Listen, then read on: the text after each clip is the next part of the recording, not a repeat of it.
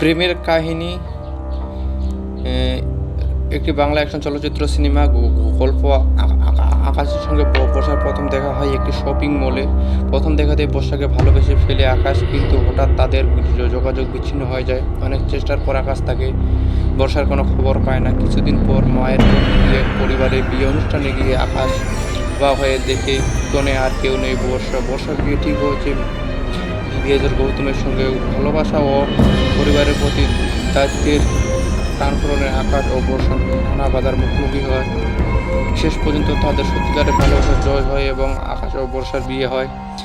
এই চলচ্চিত্রটি মুক্তি পায় 11 এপ্রিল 2008 সালে। প্রধান চরিত্রে অভিনয় করেছে কোয়েল মল্লিক, রঞ্জিত মল্লিক, জিহু সেনগুপ্ত এবং দেব।